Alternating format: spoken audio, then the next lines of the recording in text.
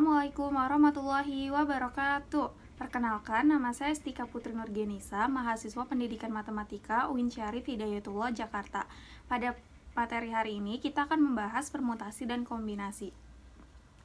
Materi yang akan kita bahas adalah mengenai pengertian permutasi, jenis permutasi, pengertian kombinasi, dan rumus kombinasi. Sebelumnya, permutasi itu apa sih?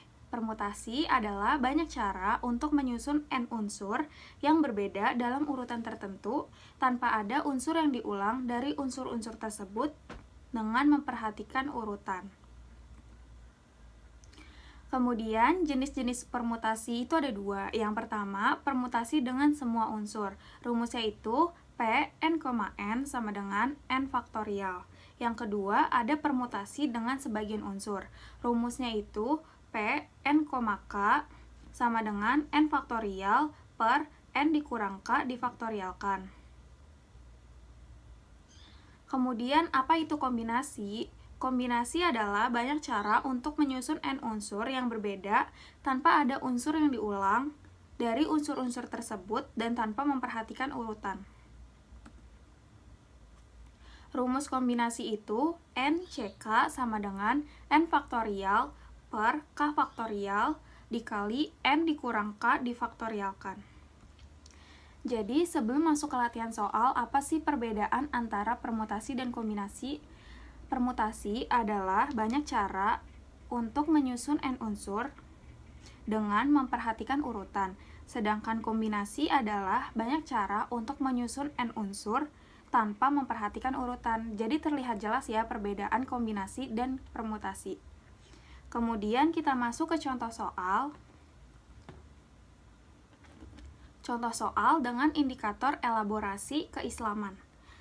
Soalnya itu, dari 10 orang finalis lomba azan di MTS Asi Syukriyah akan dipilih secara acak sesuai dengan jumlah ayat surat Al-Kautsar dari peserta yang terbaik. Banyak cara pemilihan tersebut adalah: pada tahap pertama, kita tentukan dulu nilai N dan nilai K pada soal cerita tersebut. Nilai N adalah banyaknya objek yang tersedia, sedangkan nilai K adalah banyaknya objek yang dipilih, sehingga dapat kita tuliskan sebagai berikut. N-nya itu 10, jumlah finalis lomba, K-nya itu 3, jumlah ayat surat Al-Kautsar. Kemudian pada tahap kedua, kita masukkan nilai N dan nilai K pada rumus kombinasi. Kenapa rumus kombinasi? Karena pada soal tidak memperhatikan urutan, sehingga rumus yang digunakan adalah rumus kombinasi. Rumus kombinasi yaitu N ck sama dengan n faktorial per k faktorial dikali n dikurang k difaktorialkan. Untuk tahap ketiga, kita masukkan nilai n dan nilai k. N-nya tadi 10, K-nya itu 3. Jadi 10 C3 sama dengan 10 faktorial per 3 faktorial dikali 10 dikurang 3 difaktorialkan. Setelah memasukkan nilai N dan nilai K, kita bisa menghitung pengurangan yang ada di dalam tanda kurung tersebut. Sehingga hasilnya adalah 10 C3 sama dengan 10 faktorial per 3 faktorial dikali 7 faktorial. Pada tahap 4, setelah menghitung hasil pengurangan, selanjutnya kita bisa menentukan nilai faktorialnya. 10 C3 sama dengan 10 faktorial per 3 faktorial dikali 7 faktorial. Kemudian, kita bisa uraikan dari penyebut dulu. 3 faktorial itu 3 kali 2 kali 1. Kemudian 7 faktorial bisa kita tuliskan dulu 7 faktorial. Kemudian 10 faktorial itu 10 kali 9 kali 8 kali 7. Kenapa cuma sampai 7 faktorial? Karena di bagian penyebut itu ada juga 7 faktorial. Jadi biar kita bisa langsung bagi antara pembilang dengan penyebut. Jadi 7 faktorial dibagi 7 faktorial itu kan hasilnya 1. Kemudian pada tahap kelima, setelah menjabarkan nilai faktorialnya, kemudian kita bisa langsung menghitung bagian pembilang dan penyebutnya. 10 kali 9 kali 8 itu kan hasilnya 720. Kemudian per 3 kali 2 kali 1 itu hasilnya 6.